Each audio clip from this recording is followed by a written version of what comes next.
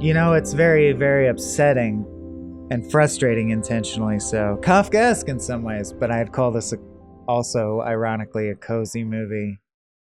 Just in that it's one of those movies that's the kind of movie when we talk about how they don't make movies like this anymore. I mean, this kind of movie. Do you feel what I'm saying? I do feel what you're saying. Or was this just an upsetting movie? I mean, it's designed to piss you off. I also feel like Swaim gets on a plane for a single day and I have to cover this shit. Oh, really? No. I actually really enjoy it. I had never seen it. And what we're talking about is 2007's The Visitor. This is Frame Rate. I'm Abe Epperson. I'm Michael Swaim. Do you have the soft spot for Jenkins that most of us do? Absolutely. Okay. He's a treasure. And this is his first, like... Dickie Jank.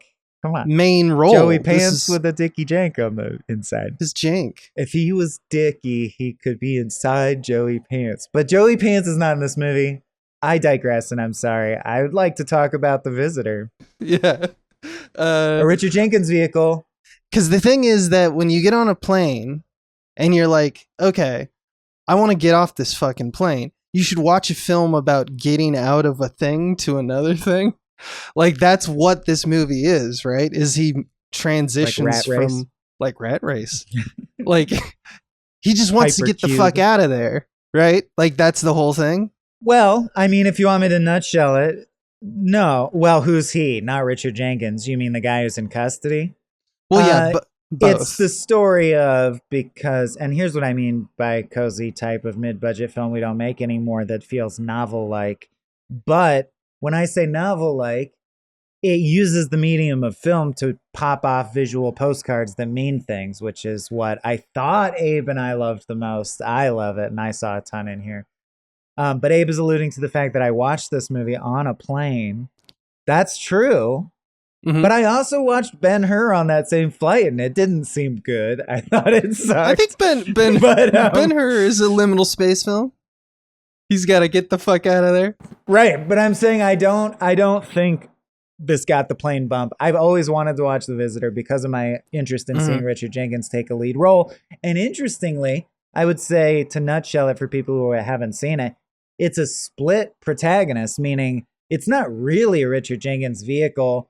It does that thing where the main character is not the character we follow. Like, more happens to the couple, hence the title, The Visitor. But he is the generic middle-aged white man observing everything that sort of stands in for... He's the visitor? Well, because it's a comment to a largely middle-aged white America are the people with the power to make this worse or better, and it's a message for better or worse to them.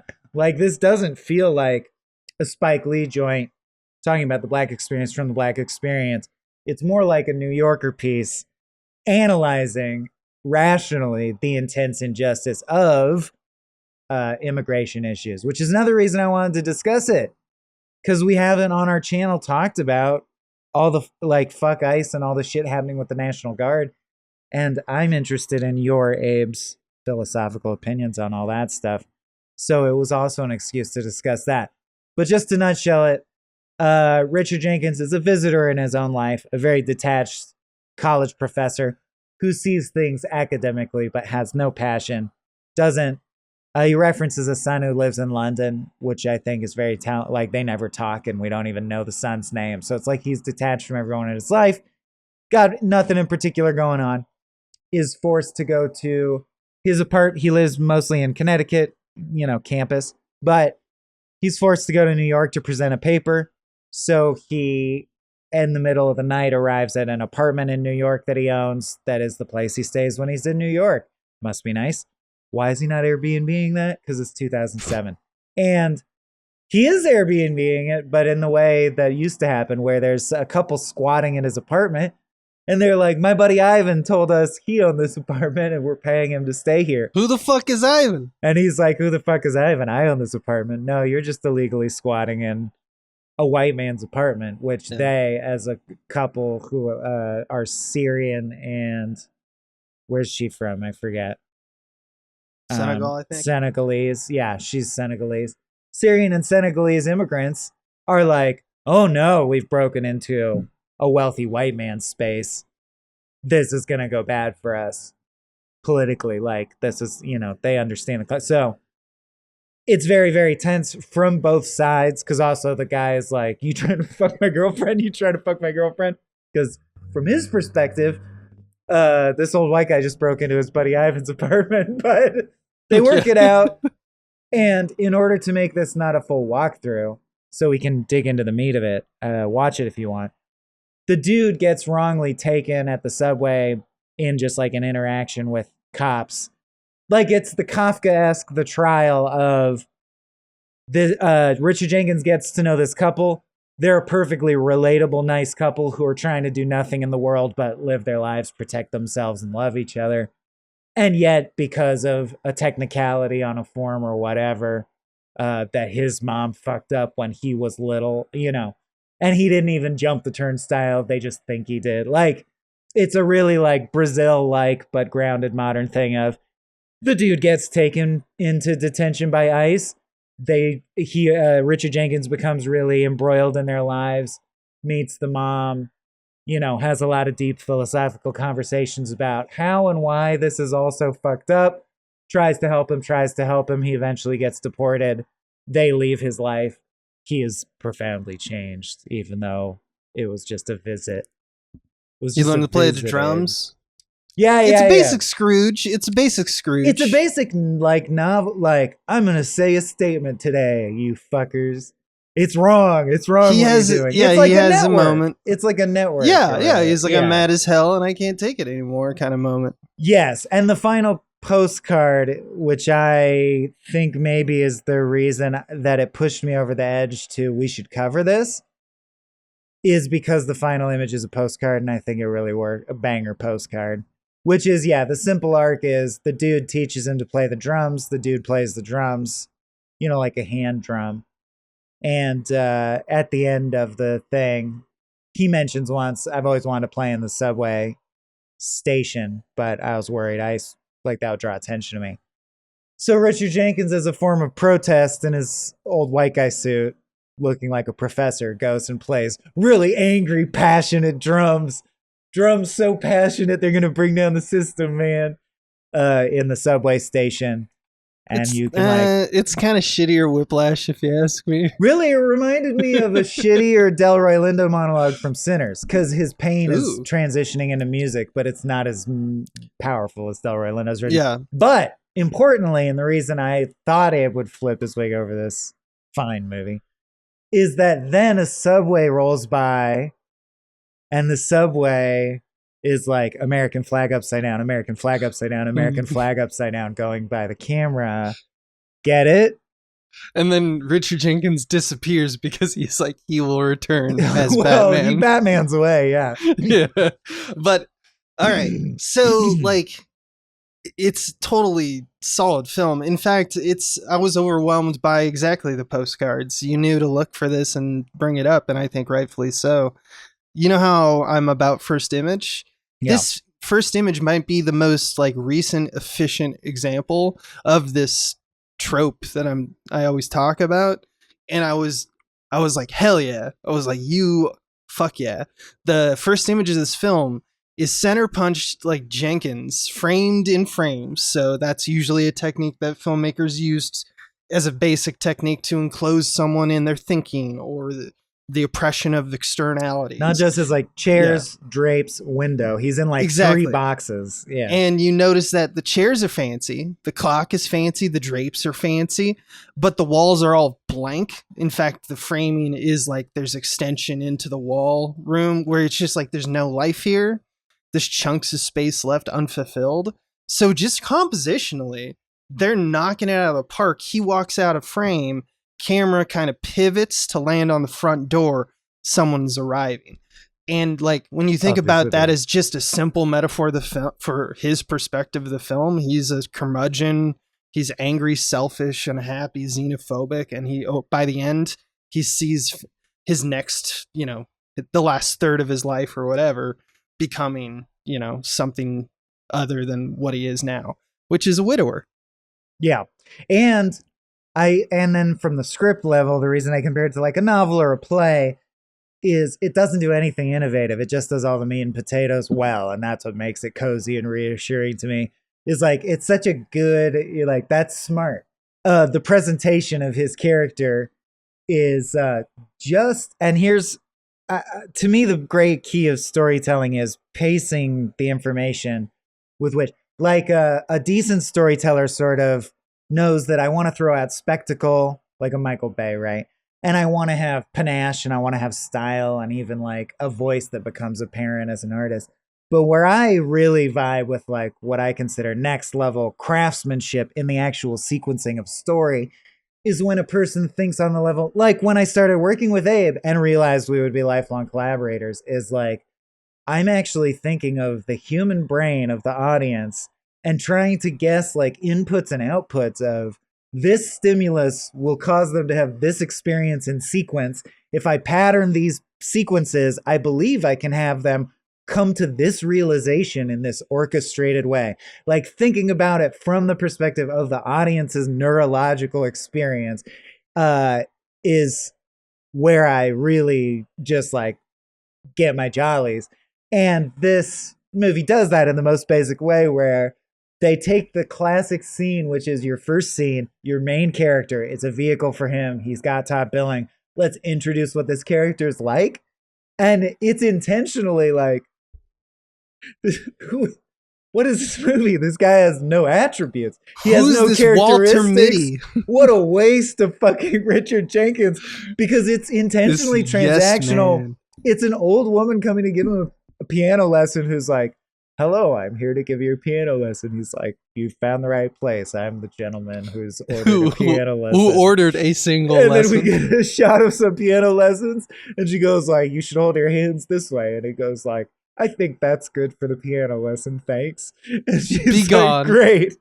And she's like, next week. And he's like, no, that's all right. And she's like, oh, are you quitting piano? He's like, no, I just didn't care for how you treated me. And she's like, I just said hold your hands that way. And he's like, that's right. Closes the door on her. My favorite part is the ending of that, where she's like, by the way, you have a really nice piano. If you ever do quit, can I buy your piano? Yeah. And he's like, no. No. And then what I like is, but here's what to me makes it transcendent, and what I mean by the great storyteller withholds information and understands that just a single data point will have this effect on the brain. Way later, many scenes later, he mentions offhand that his dead wife was a piano teacher. I'm so glad you caught that. The perceptual shift, you go, he wasn't passively, he's desperately trying to reconnect with any human being in the only way he knows, which is hiring it, like he's like door dashing in women who match the demographic of his dead wife. It takes this scene that was nothing and makes it pathetic, like tragic and sad. Well, it makes you feel for him such a way that he doesn't even know how to connect with anyone. Yeah, you have to understand, this is the Richard Kind scene, by the way. He was the guy who dumps that, because I was like, what is the point of that scene? And I was like, holy shit, that's the everything scene for us. The first 20 minutes of the movie guides your hand like a child, just, like, we're just going into a candy store, pick your favorite candy, like, and then they sit you down and they go, that was actually the most tragic thing that you've experienced. And I got whiplash, not because I haven't seen that kind of, like twist manifest on, like, I feel like we've gone through that experience multiple times in movies, but the idea just of holding on to information, I mean, it is kind of dramatic irony, but it's like preemptive dramatic irony, or I don't know how you would actually dictate that, because it's in terms of you would learn it retroactively, right? Ex post facto. But the holding on to it for 20 minutes to sustain a note for 20 minutes and then like just nail it. And the note like is that. Blandness. The balls to do a first 20 minutes where you're like, let's really establish this character. He's vanilla ice water. And you're like, great.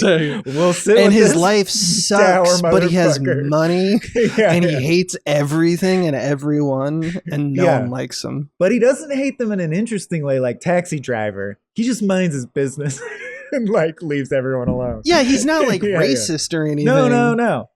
And in fact, we see, of course, from the inciting incident, he has a heart. He has just enough of a moral compass to get embroiled in the lives of this couple when he overhears what dire straits they're in, right? He has literally just enough of a shred of humanity left to, I believe they leave something at his apartment by accident.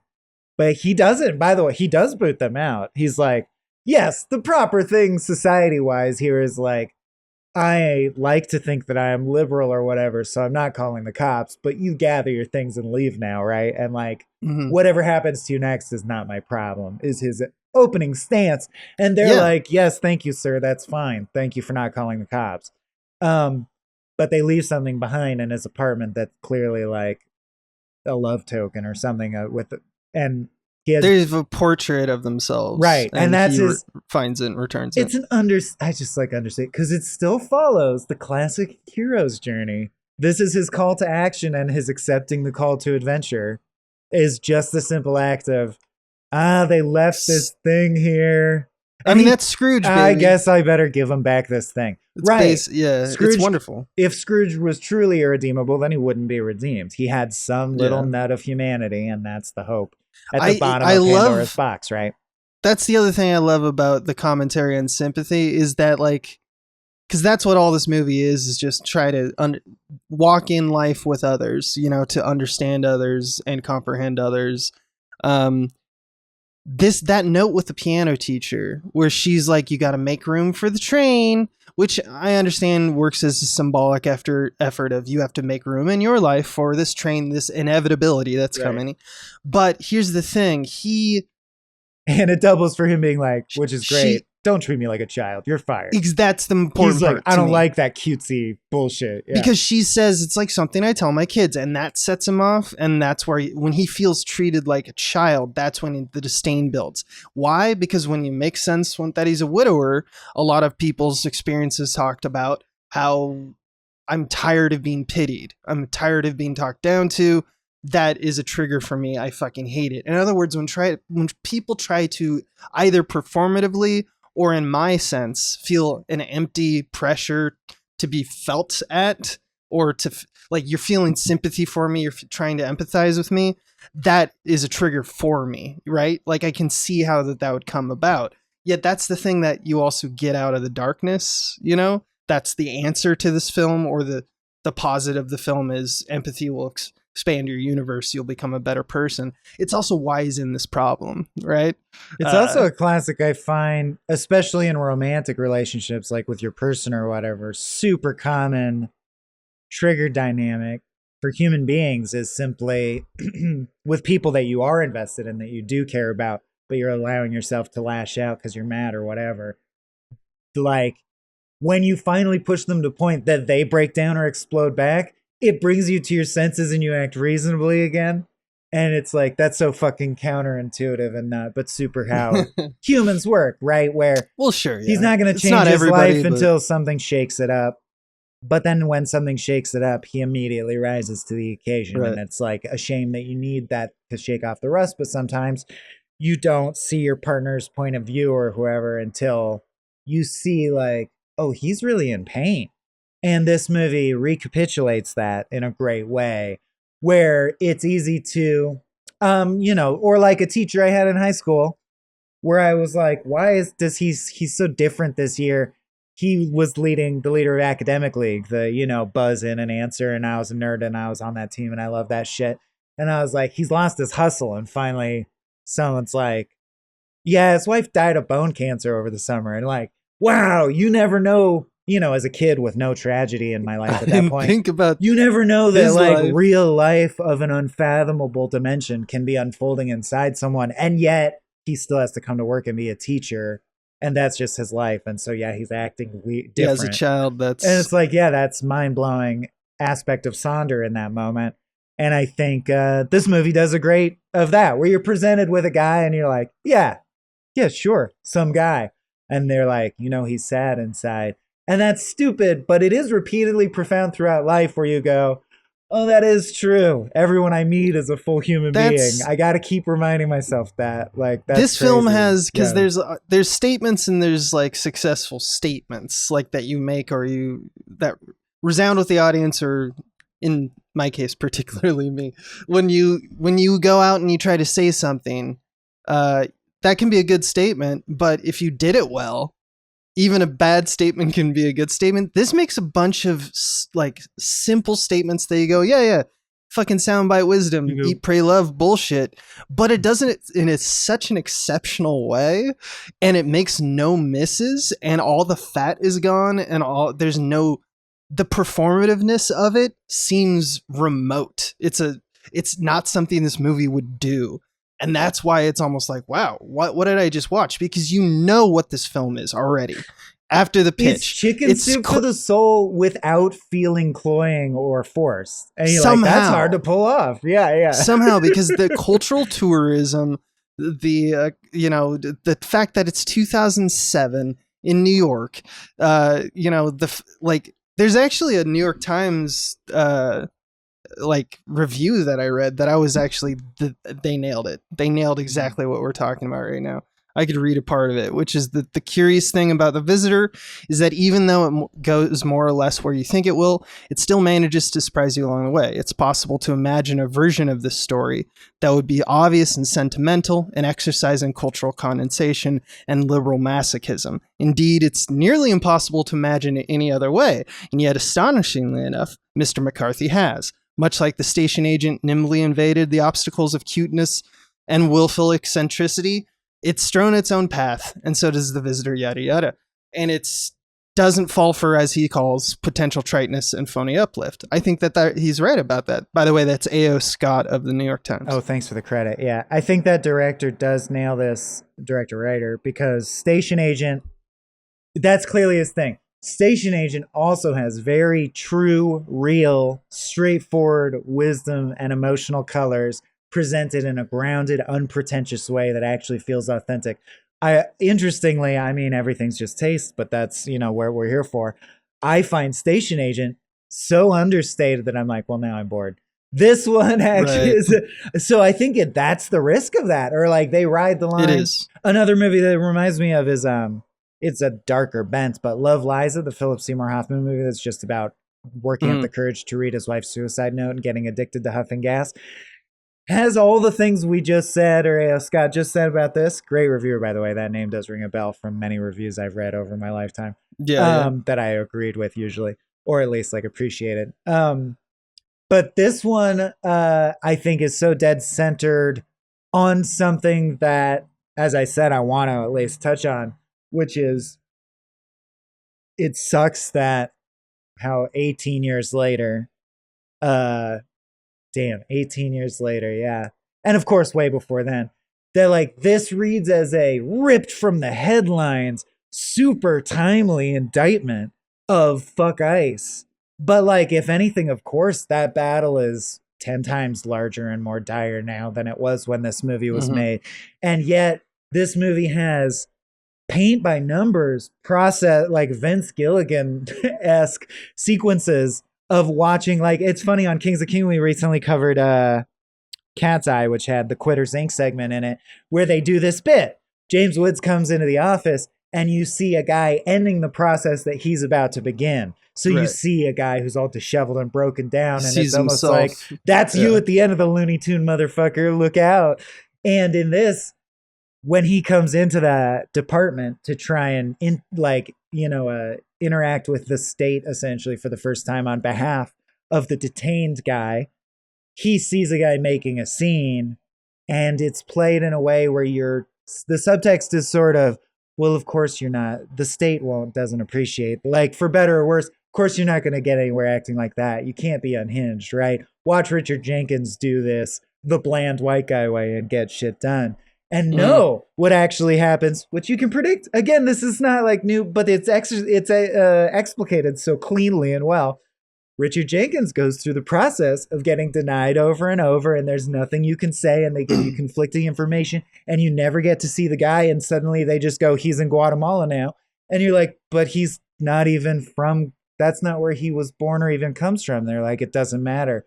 And they're like, so he's just there now, not speaking the language in another, and they're like, yeah. And you're like, why? And they're like, fuck you. And he becomes that guy. He does the same. You fucking and you see other people looking at him like, oh, that guy's not going to hack it. Right. And all that shit, it was so infuriating to me now in 2025. Like that I think it's important. It's like I wanted to earmark that this movie still is very, very relevant. You could watch it now and if not more so, yeah. if not more dire than ever. And led to some very good conversations, I think, between me and my wife about these issues that I hadn't had before. The one thing they noted that Abe kind of alluded to that is still very 2007 is like, Jen, it's like, it is still like, did you have to tell the story from the middle-aged white guy perspective versus couldn't you have just told the story from the perspective of the couple that the story is happening to? I'm like, yeah, I guess. It's white saviory in that regard. I don't know. It's 2007 in that regard. It's the white guy gaze. It's like, well, let's experience it through the vehicle of the guy we're used to and familiar with. But they were also like, but all the statements are heartfelt and true. And all the things they're mad at are good to be mad at.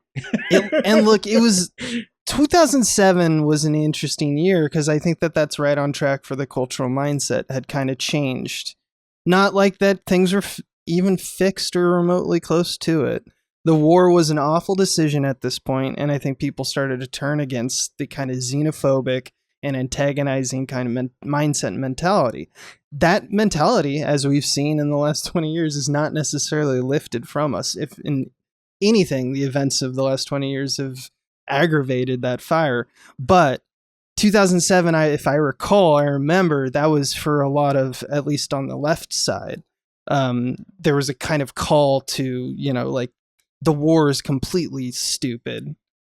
And do an entire 180 like, on this for people who had supported the war even a year before. Thing. Yeah, it had persisted for too long, and people were pissed. And people were also pissed and had heard enough. The internet had kind of existed. iPhones existed for a year or two. Few films can achieve that, and I think they don't achieve it alone. Like, that has to be someone who's on the cusp or already considering or at least open to thoughts that could flow in order, has some curiosity. I don't know. It's tough to imagine literally a film that's such effective propaganda that you're like, I was pro capital punishment and now I'm not. Now I'm against it because of this one movie I saw. That's a tall order. But so largely we're preaching or reinforcing or ritualizing something that the community already agrees on, but we're like reaffirming, yes, that is a value of ours. Yes, and this film is a link in a long chain of like steps and conversations and experiences that led me even to recontextualize, and maybe it'll change again, but my current view on the whole situation is that like 9/11 was actually an outgrowth of and a smaller part of a larger pattern of just us enforcing the West enforcing our financial and political interests in a part of the world, the Middle East, and that constant struggle between like Israel as kind of a proxy for America in terms of that's where we have like white westernized people there. And anyway, sorry if that's highly incendiary rhetoric to someone listening, but I guess what I'm saying is it's super interesting, and this movie is right in line with like definitely developing my broader thinking as I reach middle age on like, what was 9/11? What did it mean to me? What was Bush and Cheney about? Where are we now in history? Where do I think my country, America, came from and is going? And how is it part of a broader narrative? And like, this movie, I could be wrong, but I stand by. I'm like, this movie says true good things that I believe are true. Yeah, they never fall out of fashion. A lot of every statement by this film. I was just pointing out it feels like every moment is a cusp moment film. Like these things need to be said 25 years ago or whatever, or they need to be said again. It's like that's just two different ways of saying the same thing. It is interesting that we're always like, and when you pitch movies, often executives ask this. It's a popular question in Hollywood. Why now? Why does this story need to be told now? And I always actually find that kind of a stupid, time-wasty question. Because it's like, yeah, this immigration issue has been with us for 100 years. So this movie, The Visitor, was relevant in 2007, seems relevant now. I don't know that you have to answer that question well. I to think make that a good question's there to movie. weed you out. You specifically, It's for and me. yeah. Like it's because they want they want to see that you have passion, and for us, we're very like, I guess we don't show the passion. We always answer that question, I think, with flying colors. Well, just because we interview well, because we learn how to respond. But I'm saying naturally, that's not a question I'm interested in. Because I'm like, the passion is in the idea. Like, if I'm passionate about it, that's why now. I'm making a fucking movie because I feel like it. Right, I exercise my human will to make. But I this guess art. I see the point of them is like verify that for us. You know, it's all sure. I mean, that's all dating. Oh, but it's similarly, dude, I just watched this documentary about the making of TNG, Chaos on the Bridge, and not to derail us too much. The only thing I want to bring up, well, no, I'm saying it's relevant. I'm not just dragging us into Star Trek land. Yeah. Was they're constantly cutting to guys going, because Gene Roddenberry's whole thing was, in TNG there will be no character conflict. All the conflict will have to be, he just said that. Like humans, you can't make it that people are jealous of each other, mad at each other. This is all resolved. And it just cuts to guy after guy after guy going, it's wackadoodle. It's insane. So Gene basically ruined the show. Because if you know anything about storytelling, you can't have a story without direct conflict. There's no tension. There's no conflict. And what they all agree with, as if it is so obvious it can't even be questioned, is that essentially the way I would phrase it is story can only flow from the barrel of a gun. Like literally there has to be a threat, or what's the point of even paying attention?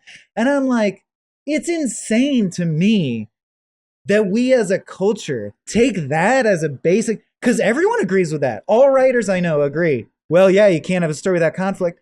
Fucking sure you can. You can have philosophical introspection about man's place in the cosmos. You can have a clever understanding of the rules of robotics and how they interact if you're fucking Isaac Asimov. Like people take shit for granted and just spout it for the rest of their lives. Like you're stupid if you question it. Like, oh, you want to make a show with no conflict? Yeah, motherfucker, that would be a novel exploration artistically. Anyway, I'll get off my soapbox, but I'm like, I agree. I think it's so interesting how whole generations of storytellers will go, here's how you tell a story. It's these 5 things. And it's like, it doesn't have to be. It really doesn't. You could try other things. Yeah. You look at the 5 things. It's only 5. They made a little tiny, cute little list for you. Yeah. So look at them, you know, and like if you don't like them, you just go, oh, here's one of your things back. Yeah. And it's true because I do believe in conflict-based, drama is the what essence, they're saying is that will draw people's attention, and it's like, yes, that's true. But that's how TV works as characters. Don't treat it as a cage. It's a tool, not a cage. Yeah. But it's true that it's when someone comes and breaks the mold entirely and says there's a different way to do it, and it's successful. Then people go like, what? But I was supposed to. Well, that's what's funny about TNG is, of course, there's the Borg, and where you're like, there's all kinds of threats. And they're like, yeah, Gene backed off and let us turn it into a normal show. So because he found something interesting. And pivoted. And he settled on, okay, well, they can have conflicts with aliens outside. They just can't be all bitchy and soap opera. With each other. Anyway, now that has nothing to do with The Visitor, but to bring it back to The Visitor, I just want to say it helped. Like this, I found it helpful in that it led to a long discussion that really led me to a philosophical stance that I'm interested in exploring further in potentially like an essay video in front of a green screen or whatever. But like, I'm interested in diving into basic philosophical first concepts of, like Locke says, like you mix your effort with something that makes it your property, like because you tilled that the effort input is what makes you own it. Different conceptions of what is money and what is ownership. But I think I might be landing on the philosophical ground that twofold. It's inherently philosophically unsupportable to be a landlord. Like for one living organism to own the space another living organism was gifted by just the fact that they were born onto the earth. I don't know that it's okay to rent, to be. And then I also don't know, this movie's point helped me realize this. I don't think borders are philosophically supportable. I think it's a base level agreement Putting borders on that this. anyone, a human, should be able to travel anywhere that there's oxygen and soil. I don't think we should have allowed it to become a thing. I'm telling you, this plane flight, man. Didn't you also that we enforce immigration? Anyone should be allowed to be anywhere. It makes no sense, though. Like, I don't mean in your home. But like, I understand a community might want to exclude people for safety. I'm saying to go, this region of the earth is for this type of people. Absurd. It's a rock in space that's arbitrarily has land and sea scattered chaotically around it. Anyway, this movie opened up thoughts like that to me, which I find it's absolute abstraction. It's also like but like, what if some guy came over and he's like, this is my house now. And I'm like, but house doesn't matter. Right. House is not real. He's like, I don't care. Give me your house. Right. And that's what makes life complex and interesting. And the landlords are an extension of that. Right. And money is useful because you can't carry all the cattle that you're going to barter all the time around with you. But I also. But this movie investigates what I think we can say with confidence is the more common modern example, which is this guy who just wants to strive and struggle in America along with everyone else with the same rules or whatever that most people face. He's down for the rat race or whatever. He's not trying to rob anyone or whatever, but he doesn't have the right paperwork, and they caught him like jumping the turnstile with his drum one day. So he has to have his life ruined. And that's the, it's as unfair as it's ever been, and it's grossly unfair. So it's an easy thing to make a movie that riles you up about. But as I had pointed out, a lot of movies try and, like, you watch Crash now and you're like, jerk off motion, don't lecture to me, you Scottish, in terms of performative. We get it, you're liberal. Great, good for you. Put your money in the right places or whatever. You said the thing. The magic of this movie is they say the exact same bumper sticker, but you're like, right on, man. Like, he said it well. And he stepped I really think it's about, and it's kind of the same mentality of, like we were talking earlier about the seeping character details. It's a omission of stuff that is tropey. It's not precious. It's not like, look how sad their life is. Look at it. It doesn't. Yeah, it doesn't. Yeah. In fact, often things will happen off screen that are huge. The deportation happens off screen, like it's in a cut. The travel to New York City, the learning that he's a widower, all that stuff is like, you didn't even tell me that. That's a subtle shit. Like I said, once and only once, the guy goes, don't you have a family? And he says, I have a son who lives in London. And there's a brief silence where he chooses to not say anything else about his son. And then they continue the conversation. And the fact that his son comes up and he has nothing to share about it tells you everything you need to know about their current relationship, right? Well, he's got the similar disposition to A Serious Man. Stahlberg's performance in that. He's because it's like, I've done nothing wrong. Like, why is this happening to me? Right. I participating in the thing that everyone said is good, and I'm unfulfilled, and I'm also misunderstand why this is a crazy place. I'm mad as hell and I can't take it anymore.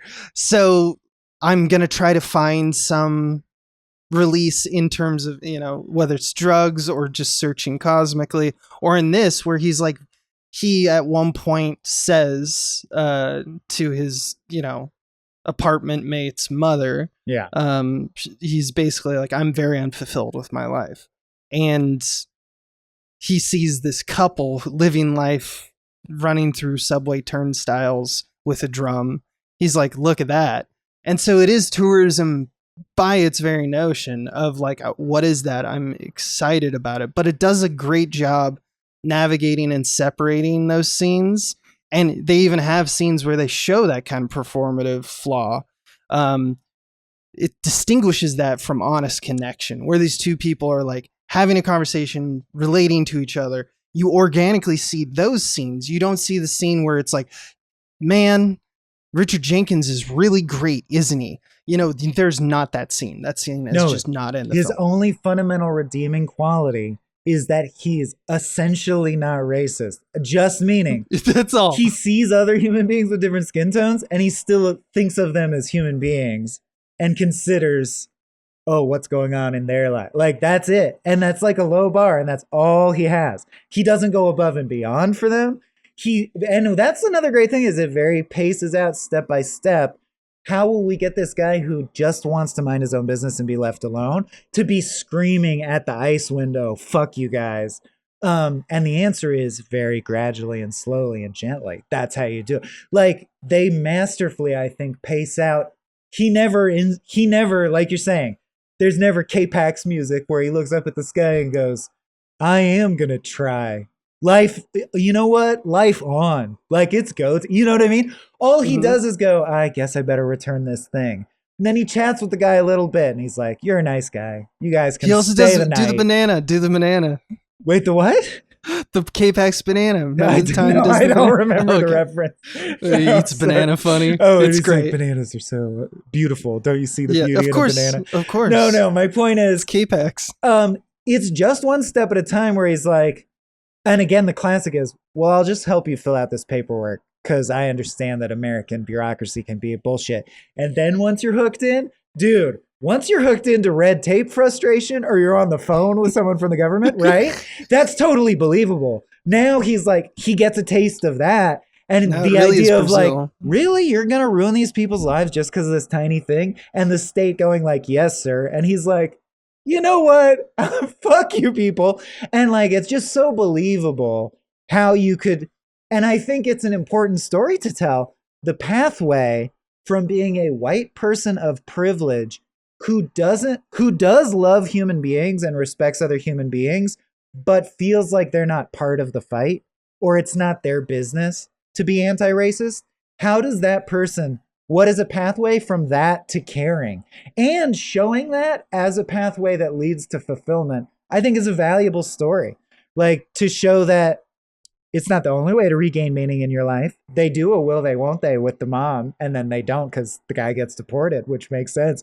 But you could fall into work that makes you really passionate, right? You could make your life about a person or a kid you have.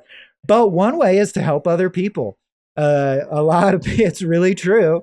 Like, this didn't work for me, but Daniel O'Brien volunteers with little orphan children. He found that very fulfilling. I have so much social anxiety. I found it too anxiety provoking. I did try it a few times. That's not true. You told me off mic that you just hate orphans. I hate orphans. Get parents. Earn it. Earn the parents is what you kept saying. Earn this. But no, but other ways that I help people have been deeply fulfilled. My point is, as a young person, I was very object oriented and didn't believe this, but it is true. That it's fulfilling to help people and get involved. Anything that gives your life a larger meaning will end up feeling fulfilling. And I think it's a cool story to see guy that doesn't care get woke, essentially, and become a part of, like, he's like, essentially at the end, they're like, why did you help us so much? Us strangers who are just getting fucked over by the system like millions of other immigrants. And it's essentially like that's something to do. And it's like, that's a good answer. I'm not busy. I have nothing going on. I have nothing going on. Like, that's he a says great that, answer, man. And that's like 2 scenes May as well later. do something good with my life. Yeah. Two scenes later, like Mona's like, you're very cool. He's like, I'm not cool. And he's like, no, you're I'm very really cool. not. Yeah. So I do take it back. There is that scene where we go like, the white guy is the cool guy. We do. Although he did. No, the he's brown back people to go sad. like, you're a cool white guy. You're one of the good just ones. so everyone knows, he's just sad. He's even sadder now by the end of the film. Oh yeah, No, because that's he not had true. that one moment where he hugged her in the bed. Because he got memories. And is like, we could have had some kind of future entanglement, but instead, there's a non-sexual intimacy there. Dude, there's and as I will say, effect of having a kid in real life is you have a new heartstring, right? That hacks directly to anything. Dude, the scene where it's in a the great diner? postcard. No, when he visits him in prison, and what a double whammy of showing how dehumanizing it is. He asks the dude, are you doing okay in prison? And he says, it's fine. Like, it's not dangerous. There's just no privacy. and you can't overstate how upsetting it is. The lights are always on. And he goes, okay, well, anyway, your wife wrote you a letter, so here's the letter. And he goes, you're not allowed to give it to me. Hold it up to the glass, and I'm allowed to read it through the glass. And so he holds up this deeply intimate letter, we assume, from his wife, right, against the glass. And he has the human instinct to give him privacy. Like, oh, he'll probably want to read that in private. So he looks away. But to look away, he has to like look directly to his right at the person next to him. And the person next to him is like a 19-year-old mother holding a baby up to say hi to their incarcerated father through the glass. So it's like you've now injected yourself into a much worse, darker, more fucked up. It would be funny if you looked the other way. And like they're just executing it. They're just beating a guy to death. They're just beating a guy. But in it's the street really, for some reason. Like, I will say, fucking dude. Having a kid and placing Sonny, projecting him into that situation as my like, man, I could do nothing wrong and government guys can take my kid and go, the social contract has just decided we're going to ruin your life.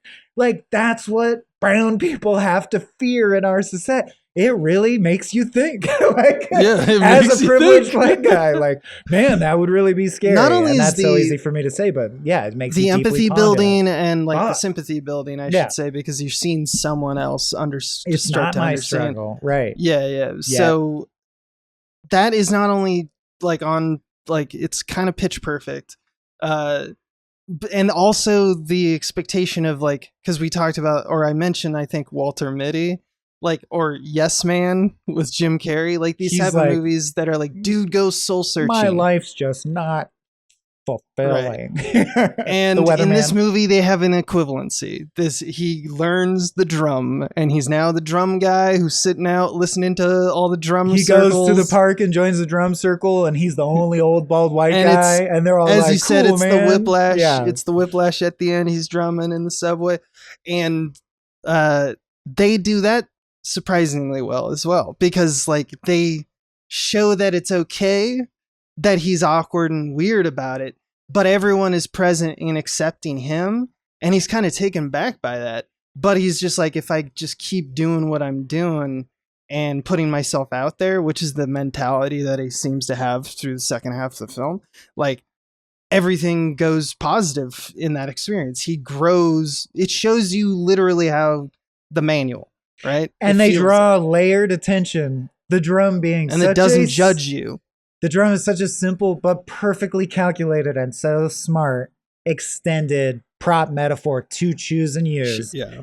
It's heavy. It makes the guy who already lives an itinerant lifestyle have a difficult thing. But it's art based, like by its inherent nature, he ain't hurting anybody. Heartbeat. Right. Drums it's heartbeat. Often the heartbeat. And the film, I would argue, like judiciously draws attention to the appropriate parts of the metaphor as it unpacks it, meaning like, oh, of course it's a drum. Because when he teaches Richard Jenkins to drum, a drum is, all drumming sounds the same when you start. It's nothing. Whereas piano is like, this is the proper fancy instrument to learn. He's like, you just slam your fist, 1, 2, 3, 4. And he goes like, actually in my culture, right? So he's educating. He's a tourist in another culture now in a small way.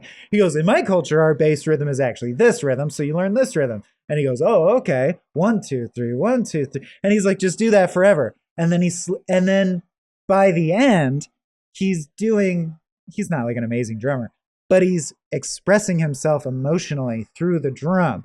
So it's just he went from a guy who's nothing, just doing the 1, 2, 3, 1, 2, 3, 1, 2, 3 of daily life, to a guy who lives in such a way that you can sense his own internal uniqueness expressed through the way he lives his life.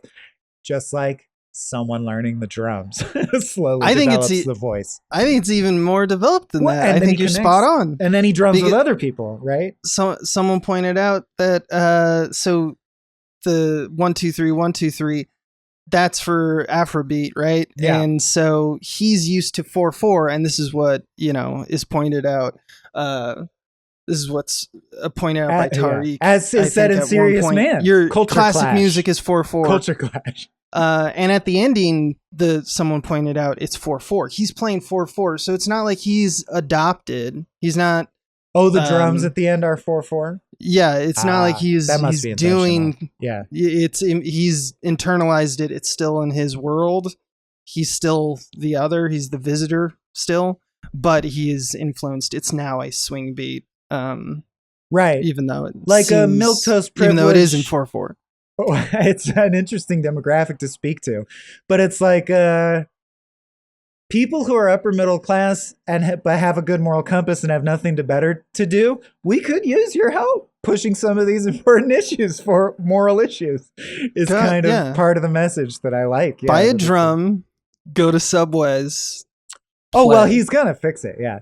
And then in return, of course, they do. It's funny because if you put it on paper, execution's everything. It does have all the cloying performative, like, they take him to the Statue of Liberty because they've always wanted to see it on their one day where they're all like lighthearted friends doing tourism stuff.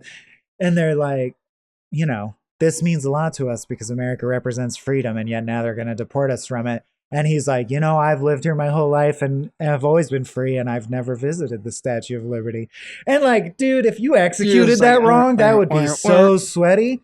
But it's played so muted and Jenkins. so like that they get away with it. But like if I just said, you know, as I describe it, I'm like, that's pretty crashy. When you put it in those terms, but watch the scene. But watch the scene and be like, no, it folds right in. It's very there's like, a lot of those scenes nice, in this.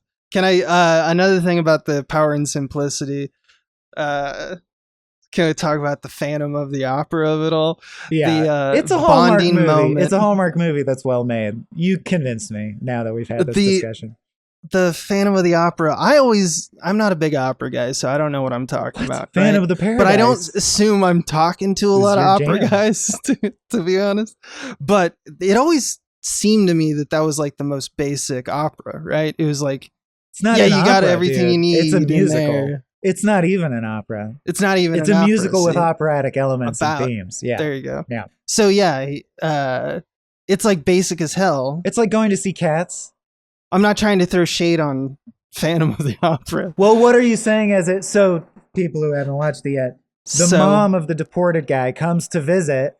And while she's briefly in New York for, as it turns out, will be the only time she likes the CD. It's Phantom of the Opera. He does one nice thing, which is takes her to the Phantom of the Opera because he finds out that it's been her dream her whole life to see it on Broadway. Now, what are you, Abe, saying that means? So obviously, the recluse, like the play within the play, is he the Phantom of the Opera? who resents the world, I should say. He's finds a soprano. Yeah. Who acts like his muse and goes nuts, right? That's the story of Phantom of the Opera. Having never seen it, I think so. And so this is like they know that they're really battling with it. They're like, so what's his favorite thing? I don't know, a very famous piece of work that it's about losing your mind because of like your love is inaccessible. You love something, yeah, exactly. Recluse. Yeah, and you blame the world for right. it. So it's both. It gets you out of like it's doing a lot of lift. They go to a movie that's a microcosm of the movie you're watching. That old trope, in other words. Yeah. Right. But again, that's what I'm saying about execution. But he folds it in such a way where you're like, that's fine. I buy it. But it totally works. Yeah. It totally works. That's the thing. Yeah. Also, Mana says about the play after she gets out of it, she's like, it was scary. And in my head, I was like, great review. Phantom of the Opera. Your son's about to be deported. You thought that was scary? I've lost all respect for you, man. I'm just like, you could put more effort into your criticisms. Sure. I also do love the little scene, the touch of how they do keep him a visitor. So that's a key thing, is it's a movie that does the white knight tourism thing. Like, this is not this guy's struggle, but it's so aware of it the whole time that it's forgiven, because like it never claims that he's.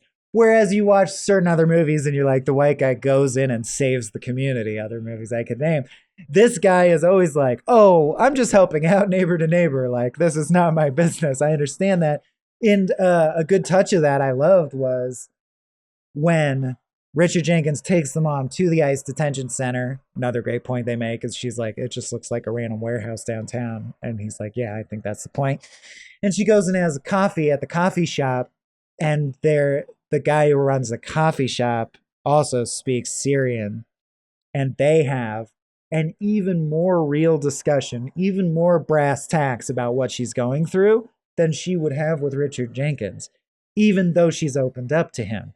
Like, I like that they represent that there's still that layer of she's more at home with people steeped and raised in her own cultural tradition, as we all are.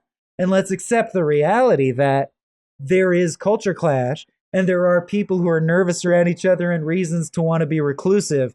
You still can't just deport everyone for no reason and run all the immigrants out of the country, it seems to say, right? And I like that.